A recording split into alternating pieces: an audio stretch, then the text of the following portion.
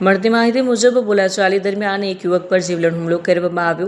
હુમલાખોરોએ ધારદાર હથિયાર વડે હુમલો કરતા 19 વર્ષીય મહેન્દ્રનું ઘટના સ્થળે જ મોત નીપજ્યું. ઘટના શ્રીરામનગર બિલ્ડિંગ નજીક બની હોવાનું જાણવા મળ્યું છે. મૃતક મહેન્દ્ર એમ્બ્રોઇડરી કામ કરી પોતાના પરિવારનું ગુજરાન ચલાવતો હતો. પરિવાર માટે એકમાત્ર આધારસ્તંભ ગણાતા યુવકના અચાનક મોતથી પરિવાર શોકમાં ગરકાવ થઈ ગયો છે. ઘટના બાદ પરિવારે પોલીસ પ્રશાસન પાસે ન્યાયની માંગ કરી છે અને આરોપીઓને ઝડપીને કડક કાર્યવાહી કરવાની માંગ ઉઠાવી છે. પોલીસ દ્વારા મામલાની તપાસ હાથ ધરવામાં આવી છે અને આરોપીઓને ઝડપી લેવા માટે પ્રયાસો તેજ કરવામાં આવ્યા છે. સ્થાનિકોમાં રોષનો માહોલ છે. ન્યાય માટે માંગ उठी है। जी आपका नाम? सूरज।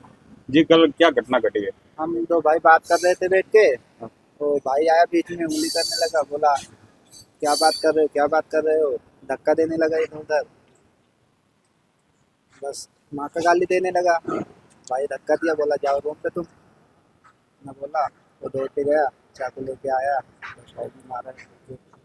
वो हमला किया वो कितने लोग थे? वो अकेला ही था। उसका इस शख्स का क्या नाम था? उसका नाम नहीं पता है। वो ये घटना घटी वो कहाँ पर घटी है? श्री रामनगर। जो हमला किया वो क्या पहचान वाले थे? नहीं। अब प्रशासन के से क्या मांगे आपको? प्रशासन से मांग रहा हूँ इसके ऊपर सख्त से सख्त कार्रवाई हो। पुराना कोई विवाद था कि? नहीं, पुराना कोई विवाद नहीं था।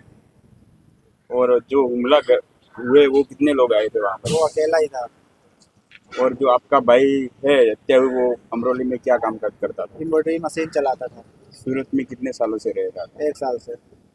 अब प्रशासन से क्या मांगे आपको? हमारी मांग है कि उसको सख्त से सख्त कार्रवाई की जाए और पकड़ा जाए।